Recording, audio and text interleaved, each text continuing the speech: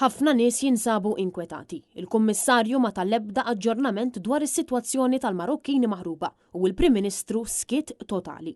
Wara ġranet sħaħ ma kien hemm ebda żblokk dwar il-Marokkini illi fl-ewwel jum tas-sena ħarbu mill-ajruplan tat-Turkish Airlines bil-Prim Ministru Robert Abela jażel li jibqa' siket f'intervista ta' madwar 30 minuta fuq is-Super One matul il-ġurnata tal-Ħadd dwar dan il-każ illi qed iħalli effett fuq is-sigurtà ta' pajjiżna. Fuad El Salah ta' 26 sena u Mohammed Lazzar ta' 43 sena huma iż-żewġ Marokkini mfittxija mill-awtoritajiet Maltin wara li kienu flimkien ma' tnejn oħra illi ħarbu mill-Ajruport Internazzjonali ta' Malta. Kien propju fl-ewwel jum tas-sena meta ajruplan ta' Turkish Airlines għamel inżul ta' emerġenza fl-Ajruport Internazzjonali ta' Malta wara li Marokkin ta' 28 sena ħass xi uġieħ. Kif il-Marokkin ittieħed lejn l-isptar Mater Dei kienu 4 Marokkini illi fettħu l-bib tal-ajruplan taw is-salt qabżu mill-ajruplan u evadow il-Forzi Armati ta' Malta u għaldaqstant ħarbu mill-ajruport.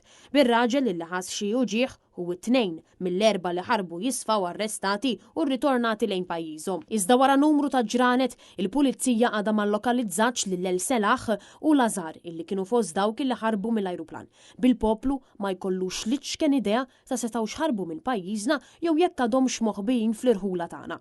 Ftit tal-ġranet ilu kien ix-xandier tal-Istat illi rrapporta li sorsi qrib l-investigazzjonijiet tal-pulizija żvelaw illi dawn il-Marokkini kienu flimkien ma' grupp ta' 20 persuna illi kienu qed jiġu deportati mit-Turkija lejn Marrakesh. Issa għaddew numru ta' ġranet bil-Prim Ministru Robert Abela, bil-Ministru responsabbli għas-Sigurtà Byron Camilleri u l-Kummissarju tal-Pulizija Angelo Gafà ma jlisnux kelma waħda dwar dan il-każ illi qed iħalli element ta' biża' fost il-familji Maltin u Għawċin. Filwaqt li l-Brigadir Clinton O'Neill, il-Kmandant tal-Forzi Armati ta' Malta, għażel illi ma jagħtix kummenti lil din il-Kamra tal-Aħbarijiet.